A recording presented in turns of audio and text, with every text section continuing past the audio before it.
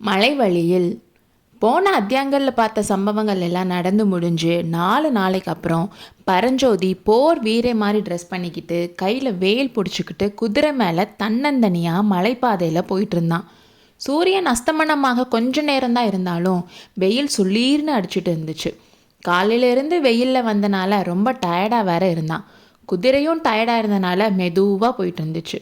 குதிரையில் போயிட்டுருக்கும்போதே பரஞ்சோதி அப்பப்போ அவன் காஞ்சிக்கு வந்ததுலேருந்து நடந்ததெல்லாம் நினச்சி பார்த்துட்டு இருந்தான்.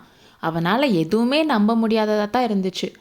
12 நாளைக்கு முன்னாடி திருச்செங்காட்டங்குடியிலேருந்து கிளம்பி வந்த பட்டிக்காட்டு பையனா இன்னைக்கு இந்த அழகான குதிரை மேலே ஏறி போயிட்டுருக்கிறதுன்னு நினச்சி அவனே ஆச்சரியப்பட்டுக்கிட்டான்.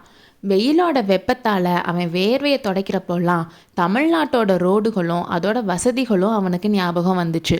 சோழ நாட்டிலையும் தொண்டை நாட்டிலையும் ரோட்டில் 2 பக்கமும் பெரிய பெரிய மரங்கள் வளர்ந்து நிழல் கொடுத்துட்டு இருக்கும். சாலைகளில் போகிறப்பெல்லாம் பசுமையான வயல்களை பார்த்துட்டே போகலாம். பிரயாணத்தப்போ அங்கெல்லாம் தாகம் எடுத்து தண்ணிக்கு அலைஞ்சதே கிடையாது. ஆறுகளுக்கும் வாய்க்கால்களுக்கும் குளங்களுக்கும் அங்கெல்லாம் கணக்கே இல்லை. இப்போ எங்கே பார்த்தாலும் குன்றுகள் மட்டும்தான் இருக்குது. பசுமைனா என்னன்னே தெரியாத மலைப்பாதையில் போயிட்டு இருந்தான் பரஞ்சோதி. சூரியன் மேற்கு திசையில் மறைய ஆரம்பிக்கும்போது பரஞ்சோதி ஒரு வளைவில் திரும்பினான். அன்னைக்கு ஃபுல்லாக முட்புதர்களையும் கள்ளிச்செடியையும் பார்த்துட்டு வந்த பரஞ்சோதிக்கு அந்த வளைவில் திரும்பினதும் கண்ணுக்கு எட்டின தூரம் வரைக்கும் புரச மரங்கள் வளர்ந்துருந்தது தெரிஞ்சுது. அந்த மரத்தோட பூக்கள் சிவப்பு கலரில் இருக்கும். அதை பார்க்குறதுக்கு அழகான காட்சி தான்னு சொன்னாலும் கொஞ்சம் பயம் கொடுக்குற மாதிரி காட்சியும் கூட. பரஞ்சோதியோட ஊரான திருச்செங்காட்டங்குடியில் சுடுகாட்டில் அந்த மரத்தை பார்த்துருக்கான். அதனால் அவனுக்கு இந்த மரத்தை பார்க்குறப்போலாம் சுடுகாட்டு ஞாபகம் வரும். சுடுகாட்டோட ஞாபகம் மட்டும் இல்லாமல் பேய் பிசாசோட ஞாபகமும் அவனுக்கு சேர்ந்து வந்துடுச்சு. மற்ற விஷயங்களில் ரொம்ப தைரியசாலியான பரஞ்சோதிக்கு பேய் பிசாசுனா ரொம்ப பயம்.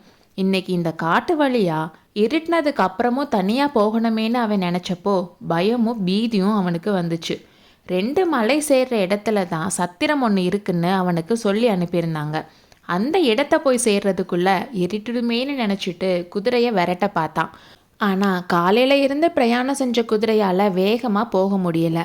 அமைதியான அந்த மலைப்பாதை நிஜமாகவே அவனுக்கு பயமாக தான் இருந்துச்சு. ஒரு பறவை கூட அங்கே இல்லை. இப்போ ஒரு குதிரைப்படையே இந்த வழியில் வரக்கூடாதான்னு அவனுக்கு தோணுச்சு. அது என்ன சத்தம்? குதிரையோட காலடி சத்தம் மாதிரி இருக்கே. ஆமாம், குதிரையோட சத்தம் தான். குதிரையில் வர்றது யாராக இருக்கும்? யாராக இருந்தால் என்ன, வழித்துணைக்கு ஆள் கிடைச்சா நல்லது தானே. வரது ஒரு குதிரையா நிறைய குதிரையா? சரி திரும்பி பார்ப்போன்னு சொல்லி அவனோட குதிரையை நிறுத்திட்டு பின்னாடி திரும்பி பார்த்தான். பின்னாடி குதிரை சத்தம் கேட்டுட்டு இருந்ததும் டக்குன்னு நின்றுச்சு.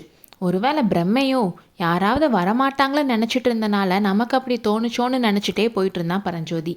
மறுபடியும் பின்னாடி குதிரை வர சத்தம் கேட்டுச்சு. திரும்பி பார்த்தா யாரும் இல்லை. மலைப்பாதை வளைஞ்சு வளைஞ்சு போகிறனால யார் வராங்கன்னு பார்க்க முடியலை. அதுக்குள்ளே சூரியனும் அஸ்தமிச்சு இருட்டாக ஆரம்பிச்சிருச்சு. ரொம்ப வளைவு இல்லாத பாதைக்கு வந்ததும் பரஞ்சோதி குதிரையை கொஞ்ச நேரம் வேகமாக விட்டு சட்டன்னு நிப்பாட்டி திரும்பி பார்த்தான். கொஞ்ச தூரத்தில் ஒரு குதிரை வந்துட்டு இருந்துச்சு.